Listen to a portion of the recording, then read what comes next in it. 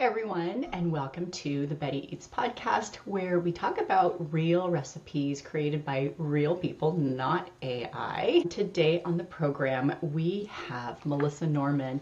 Now, Melissa is a food writer and a recipe developer, and she focuses on those who have food intolerances, and so she has a special niche. Welcome to the program, and I am super excited to talk to you, Melissa. You know, it's interesting. We first connected on a platform called Substack and in a food writers group, and the first piece that I read by you was actually the article that Gwyneth Paltrow inspired this photo, and it was just a crack up. It was such a fun read.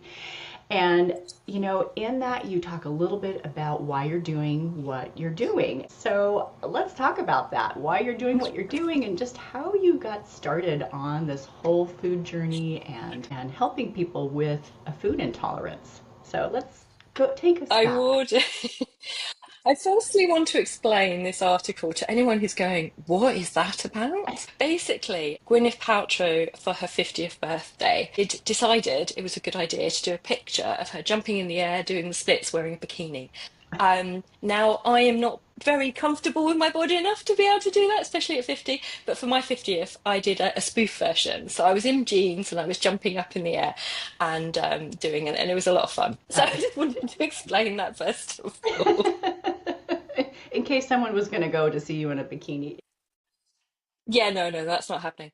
Um, so yes, so to answer your question where I got started, it's really interesting actually because food has played quite an interesting part in my life as it does with most people.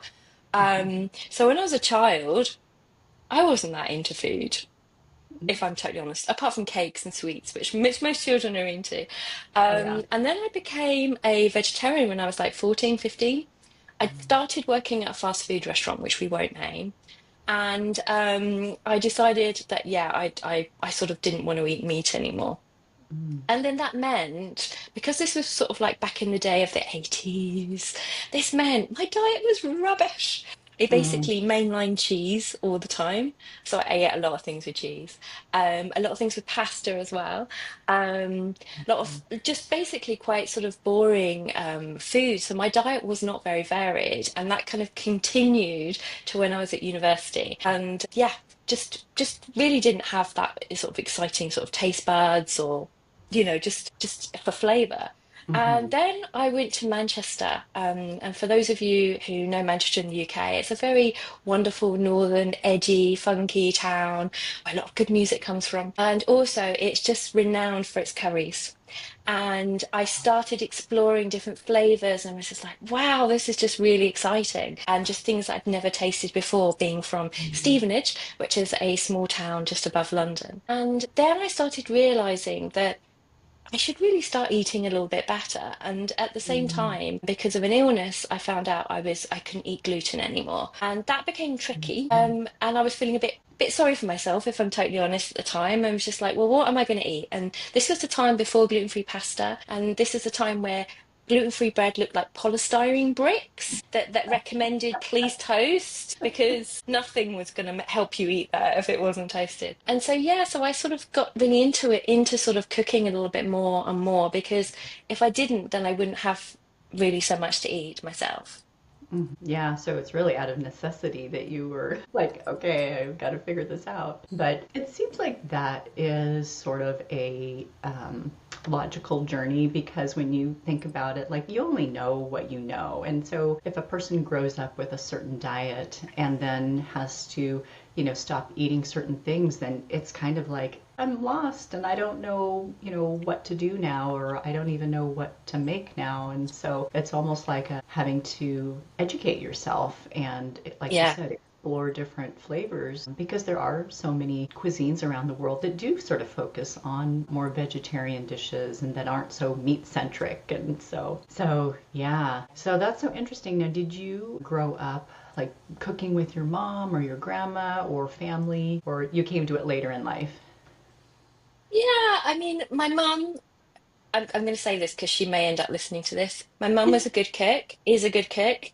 But sort of growing back in up in that time, we were from an Irish English family, so there was a lot Oh, of meat and there was a lot of potatoes. And when you wanted to get exotic, you'd have a spaghetti bolognese. And that's kind of like what I grew up with. yeah. And my nan who was German, and she would cook a lot of German food, which obviously involved Mm, around meat as well. yeah. But I would help her occasionally when she was making the German Christmas cookies and stuff, because Oh, obviously who wouldn't? But I would yeah. say not a massive foodie background.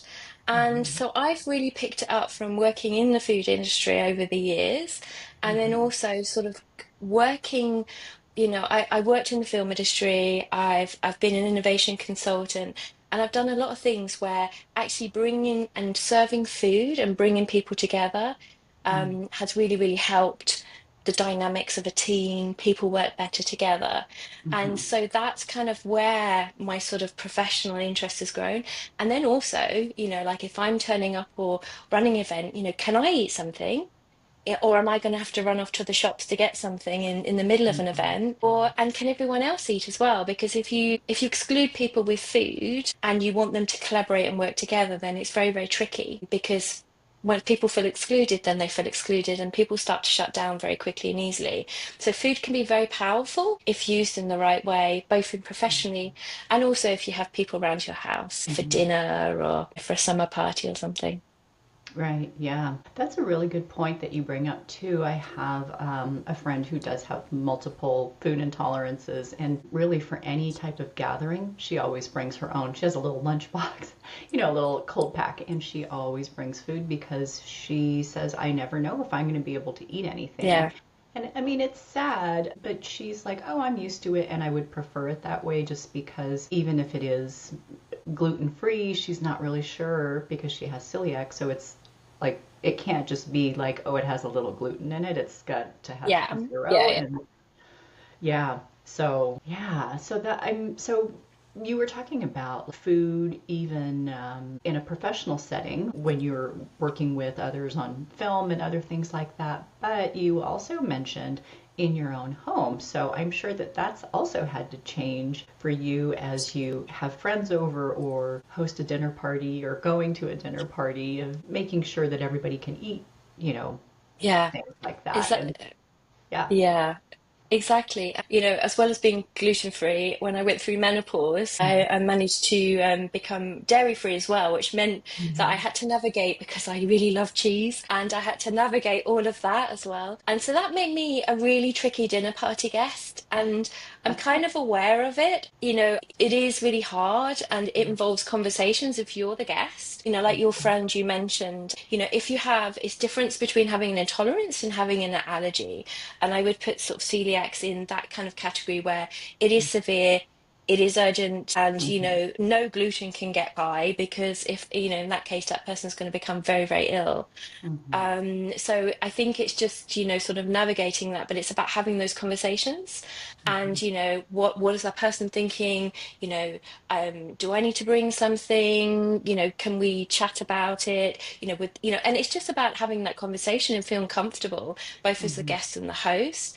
And then when I have people round to my house, if you think about it, you know, I'm a veggie, I can't eat gluten, I can't eat dairy, but I want people to feel like they're not missing anything. I Mhm. don't want to serve them a pile of lentils or lettuce leaves, or I want them to not even notice they're missing anything. And I've got friends who love meat. I've even got taste testers who don't like vegetables. And and I kind of test my recipes with people that are not necessarily naturally like me, because Mhm. these recipes, if you can actually serve something for everyone that they can eat, share, and enjoy, it just changes the atmosphere at an event. It makes Mhm. people feel relaxed, it makes people feel connected, and it makes them belong. And it's about sort of doing those things and asking those questions to figure out what it is. And as a host, I feel that, if I'm inviting someone around to my house, that's, unless it's something I'm just not sure about, if it's something completely new and I'm like, okay, I don't know about that. Let me know what it is, and we can work something out on the recipe. But Mhm. generally, if something works for me, then it should work for quite a lot of people that come round to my house for dinner. And if it Right. doesn't, then I adapt and then we'll just come up with recipes. So it's about not having loads of recipes, but the right flexible and adaptable recipes that can Hmm. work in lots of different situations. Hmm.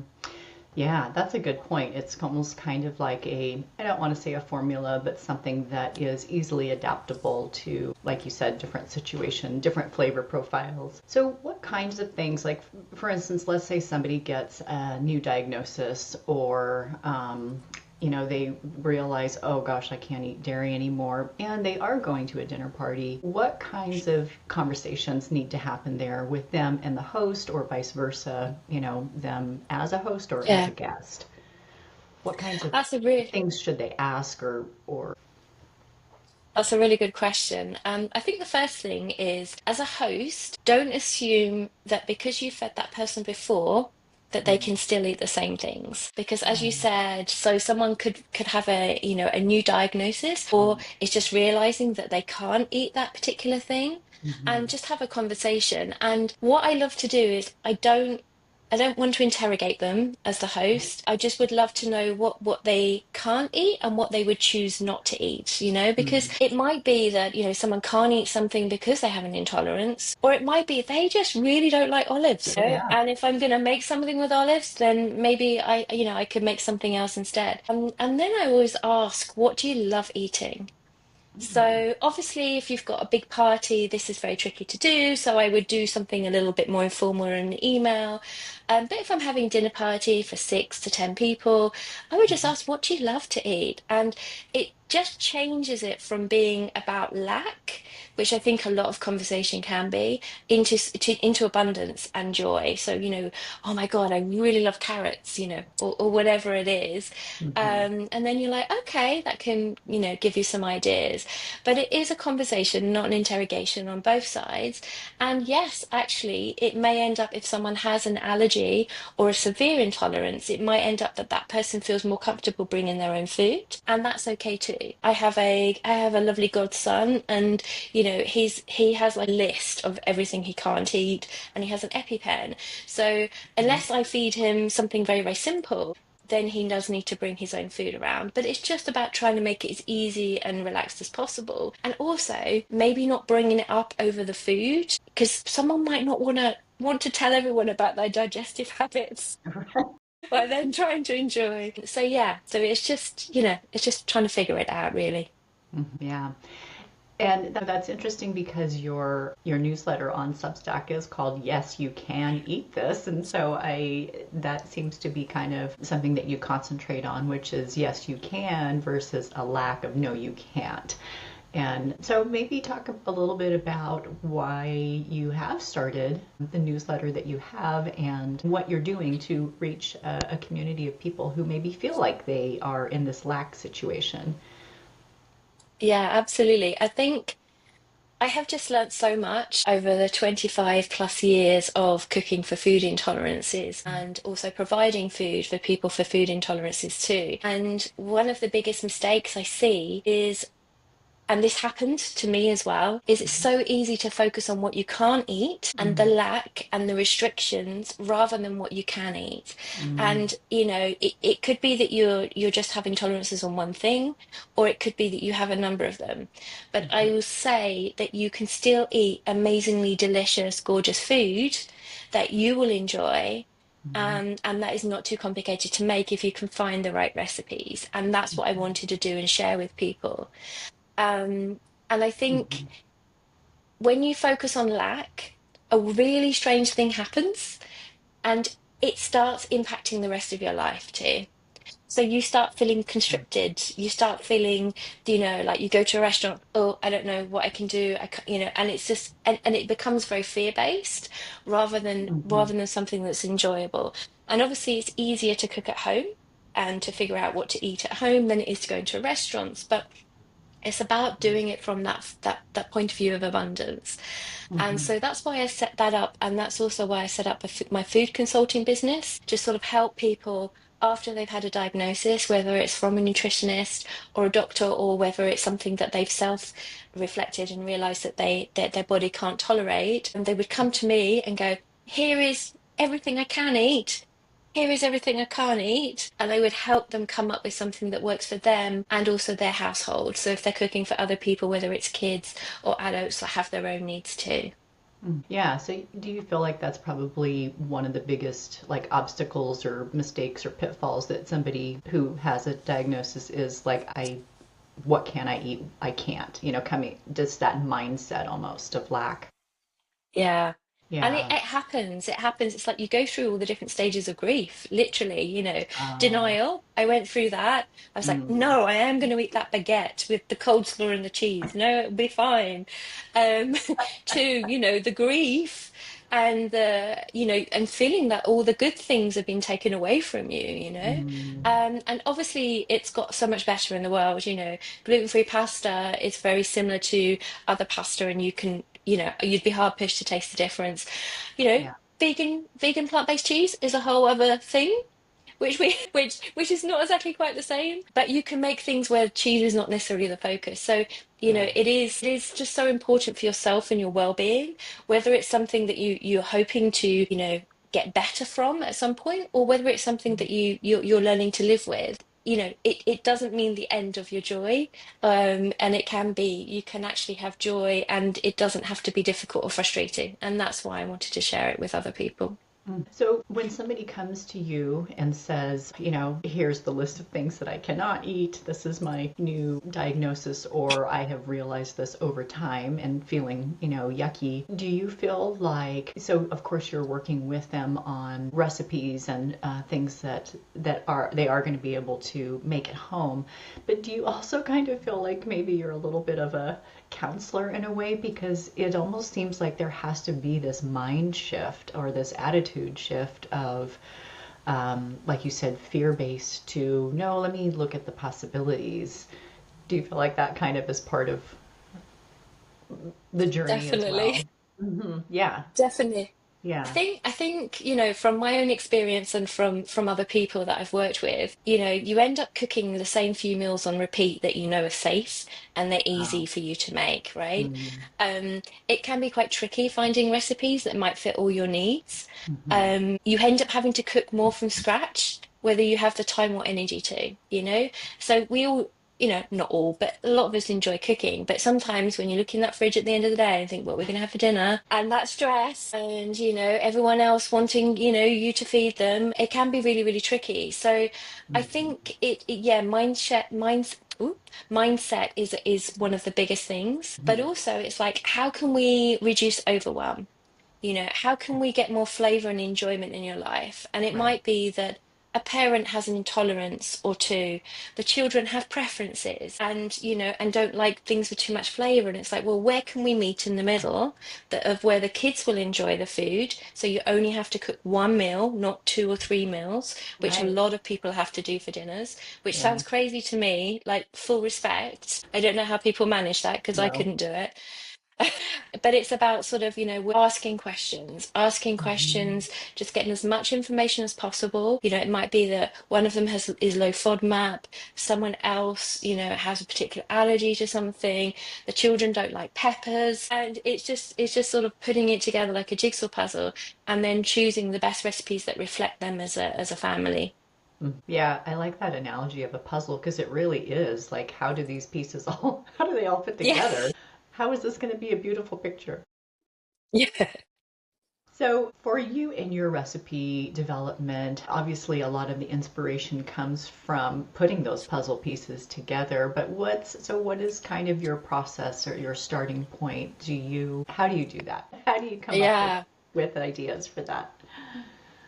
That is a very good question. So, I have some guiding principles that help me. Mm, And this may sound strange, but I try and make recipes for people so that they can find those ingredients in the local supermarket. mm. That's the first thing.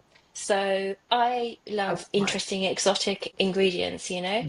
but not everyone can find them. Some people live in rural locations, depending on which country you live in, and Right. there's nothing worse when you get a recipe and you're like, oh, this is really exciting. It fits all my needs. Oh, I need that really random ingredient where it's going to probably have to be hand delivered by somebody on a cushion because I can't actually find. the location for it. Hmm. So that's one of the guiding things. And then the other thing is, would I feel comfortable serving this to people around my table? Mm. So is it too veggie or too gluten free or too whatever, Mhm. would I feel comfortable serving it? And, and then I kind of, and so that's where my kind of inspiration starts. And then I try and do things that are adaptable and flexible. So I have lots of recipes where you can freeze them. You can make a sauce that can be used for lots of different things. There's a dip I have where you can turn that dip into a summer party salad in Oh, 5 minutes. So it's about, it's a bit like a capsule wardrobe. You have lots of different things and they all oh, I go love that. together, but with less beige and more color. So it's a bit like that. So that's kind of my inspiration. Not every recipe fits that, but quite a few Mhm. do. And I'm like, actually, that recipe can be made into 4 or 5 different meals. And how cool is it then? You can have that one recipe, and then you've got someone coming for dinner and you want to elevate your cooking a little bit.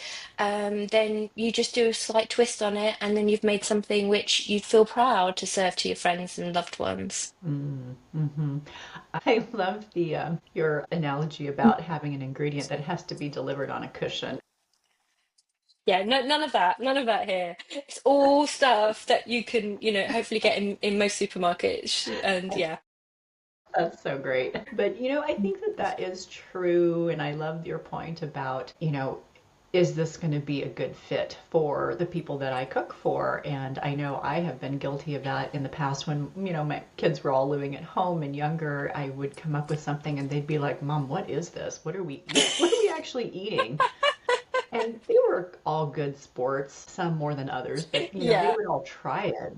I like to hope it developed their palate, but in the day in, day out food, it needs to be something that is a good match and that everybody is going Yeah. to actually want to eat and be nourished from. Exactly, exactly. And so from everyday food at your table to gatherings as well and social Mhm. occasions, what Mhm. you can bring if you're asked to bring something, what to do if you're hosting something. And so I try and use a lot of my event experience that I've picked up over Mm. the years of doing lots of events, festivals, all sorts of gatherings with food, and to try and sort of figure out how you can make it easier. Because, we love socializing with other people, but actually sometimes it can be quite hard to Yeah. to put it together and you add intolerances to the mix. It's like, Yeah. Yeah. it's anything to make it easier, I think is really important.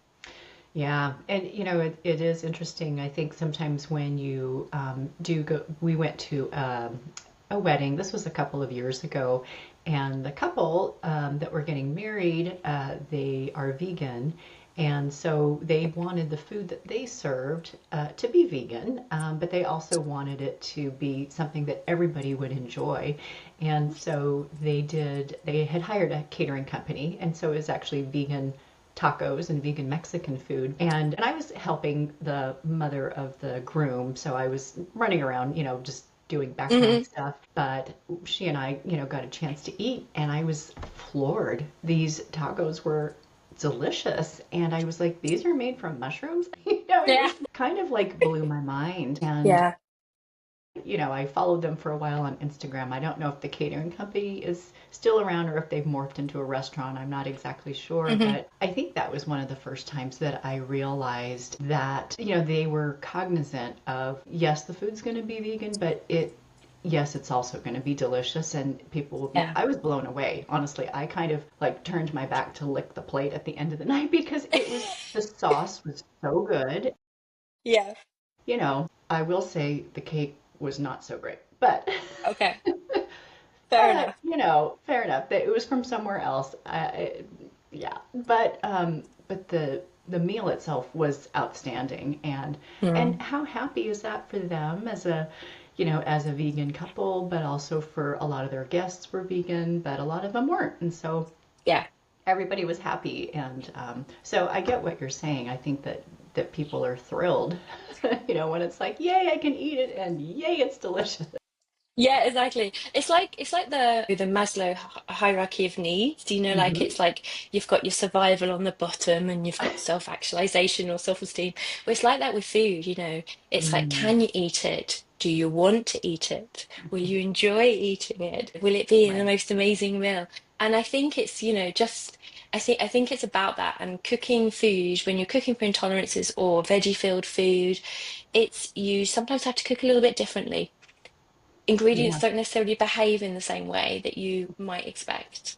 Yeah. You might have to layer flavors and textures differently. So you can adapt recipes, other recipes, but sometimes you might need a recipe where that has been taken into consideration for you, so that Hmm. you can get like, amazing flavors and great textures because they're vegetables. It's not meat. And actually, sometimes you have to add a little bit more into it to make it that amazing experience for everybody. Hmm. Yeah, so that brings up a good point. So there's, people search for recipes all the time online now. I mean, I still use a cookbook, and I know other people still do too, but a lot of the recipes that we're finding, or if you're searching for a specific thing, is going to be an online search. And there's so many AI untested, not so great recipes out there. So, what are some things that you look for when you are, or that would be a good kind of checklist for people when they have food tolerances and they are looking for recipes online? What would be kind of like a very basic few points or a point that they need to keep in mind? That's a really good question.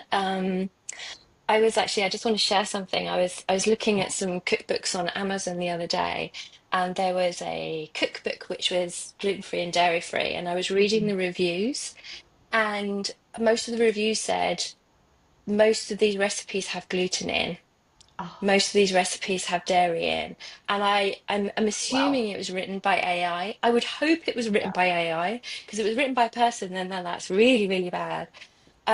So it can be very tricky, especially if you eat gluten, there are sort of ingredients and things where there are hidden gluten in it and you might not be aware of it. So I would say go to a source that is quite, reputable, that has, a big following, or, maybe the person themselves has intolerances so that you can sort of trust. And then also do your own research, sort of empower yourself and just figure out, okay, they've mentioned, for example, like stock cubes in this recipe, but they haven't said that whether this has gluten in it or whether it has something else that celery or something else that you can't eat. Oh, Just sort yeah. of double check, because there are some things where, you can add it without realizing it.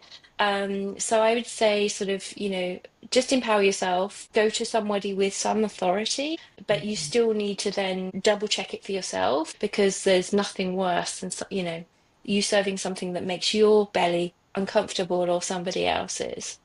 Yeah, that is a really good point. And I think too, I love the idea of a reputable source, because I think a lot of times, and I'm guilty of this as well, sometimes I will include a dairy recipe that I feel is dairy free, but am I always going to be, or is a recipe developer or food writer always going to be as nitpicky as a person who has real food intolerances going to be? Probably Yeah. not, because they're going to be looking for, certain things that they really cannot eat, and that I may look and say, oh, it's dairy free, but they're like, no, but it has this ingredient, and, it might not occur to me Yeah. that that's something that's associated with that. So, yeah. Exactly. So share what you're going to make. So if you're finding a recipe that is slightly outside your comfort zone because you're cooking for someone else that has Mm, different needs than you can always share the recipe and say, "Hey, I'm thinking of making this. Does mm-hmm. this work for you?" Get Right. them to look over it with their knowledge. Mm-hmm. And then that also helps as well. So, and they would feel they would feel more comfortable with that as well, because they were like, okay, they know what they're Right. talking about. Or it might be they can even help and go, well, hey, if you're going to be using a plant-based milk in that, I would use oat milk, because, with a gluten-free oat milk rather than coconut milk, because otherwise it's going to taste really sweet. Or, and they can add their own knowledge, and which may make it easier for you too. Right, right. And I think sometimes people just don't know. For instance, one of my kids had to be, when she was younger, she could not tolerate gluten. And it wasn't celiac, but it was just, I don't know, her digestive system at the time. She couldn't do gluten or dairy until she was probably 3 or 4 years old. And that was the first time that I discovered that soy sauce is a no-no. And I just thought, okay, I would not have known that without, having to, like you said, do your own research and, just to help my daughter at the time. She's fine now, but yeah, you just don't know until you know. Exactly, exactly, yeah. Yeah. Well, I wanted to ask you about your recipe that you're going to share with readers today. It's a tried and true recipe and that fits a lot of the parameters that we've been talking about. Maybe you can tell us a little bit about that.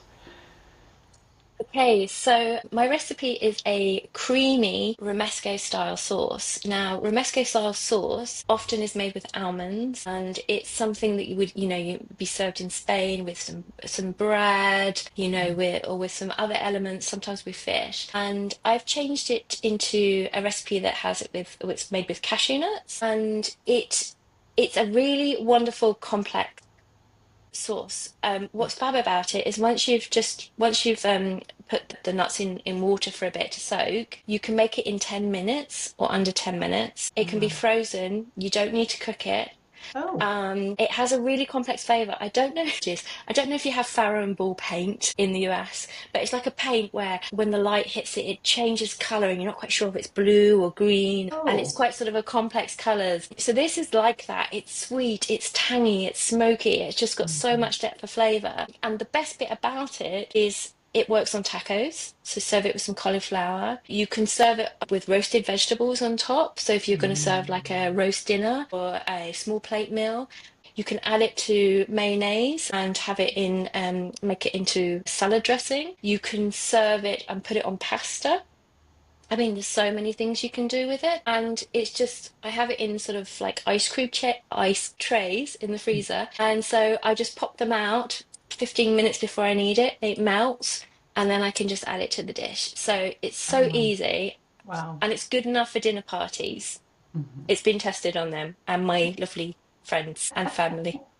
That sounds wonderful, and that sounds so adaptable to, so, like you Mm. said, so many different applications. So thank you for sharing that. I will put a link to that in the show notes. Tell me about your recipe tasters. I love that So, you have tasters.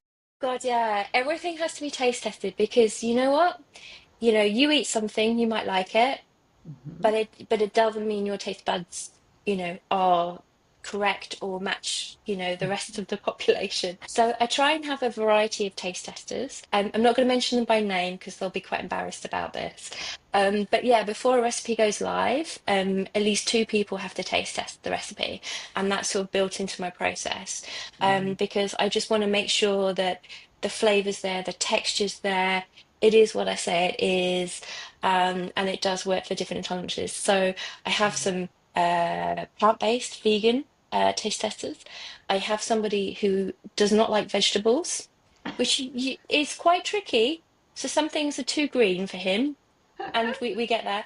But actually, I'm always admire how willing he is with his feedback. And actually, he there's most of the recipes he loves. And so, I've had him eating cabbage. I've have him eating like literally. His wife's just like, how did that happen? And then I have someone who likes a lot of meat, but does love vegetables too.